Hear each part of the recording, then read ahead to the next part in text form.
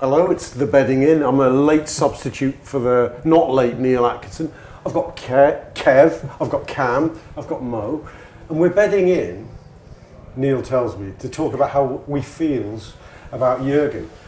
Cam, you reminded me, is it a calendar week? Can we say calendar week? Yeah. It's calendar week since the news broke, and it feels like a calendar week's a long time in football.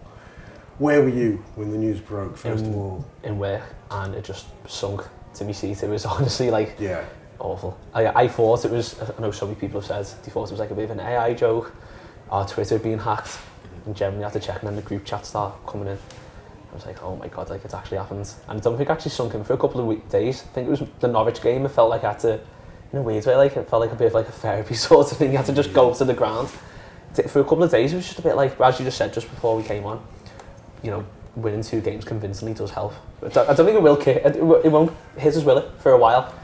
That would be one of those really where it's retrospective. I think you know the momentum, and obviously, you know, again, like winning the 2 games, you know, clearly, you know, it helps a little bit. You know, we're still, I think, in a bit of a stunned state, but I think the momentum of that is just going to roll on and roll on and roll on, and it's like, you know, everybody's just treating each and every game as an event now, and you know, you saw that on Wednesday night. You know, you felt it, you heard it, and hopefully this momentum will take us on to something incredible. You know, between now and the end of the season, let's see. And it's only going to be, I think, you know, when you're looking back, you know, it's only that's I think when the full impact of what happens, because it's enormous. You know, I'm genuinely, you know, I'm in bits over it, because I know, I think I know, you know, from a bit of experience of how this pans out, that there's no getting over it. When you've got somebody who's as enormous a presence as that, they are irreplaceable. You know, there's a handful of candidates who, in terms of the, you know, inverted commas skill set, you know, technically speaking, could do a brilliant job. I've got some of what you need to be Liverpool's manager, but the likes of Klopp come along, you know, so very, very rarely. Yeah. I think what we've got to do is exactly that, is to feel blessed to have had the, you know, the whole love-in that is part and parcel of this, you know, crazy lunatic at the helm. Just enjoy every single beat of what's left of it, and then let's see what happens next. You know, it's, for me, you know, it's profoundly, heartbreakingly sad. But let's get on with it. Let's make the most of it. That's where I'm at as well. Yeah. I think so too. I think you do. It's, you know, you know, the thing that made me feel when it all broke, it just took me back to the day he arrived, and I was so certain that this was the guy. This was the one.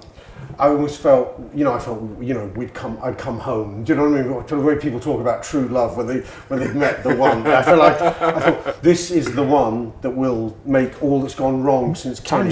Times two, exactly how all that's gone wrong since Kenny was for a month. Kenny, when he came back, was the one, and well, for 3-4 months. But that was just sort of like a nostalgia thing.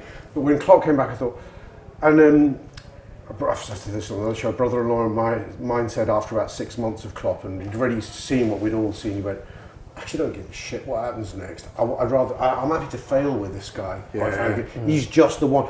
He was sort of our identity incarnate, and this is a man from a part of Germany who has no relationship to these shores and this city, but he was the one. He was, and it was so obvious.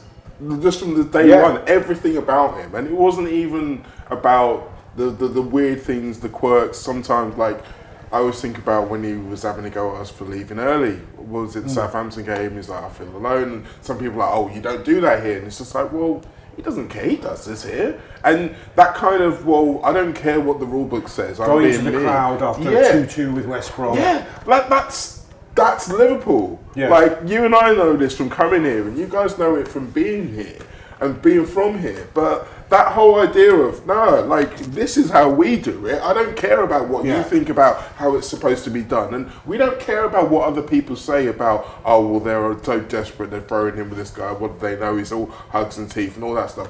We never listened to that a jot. Think about all the times in those early years when we were losing to Swansea and having terrible Januaries and losing cup finals. We could have lost faith, and everyone else was like, oh, well, this isn't going to work. Then who's going to be the next one? And Liverpool going to be back to square one.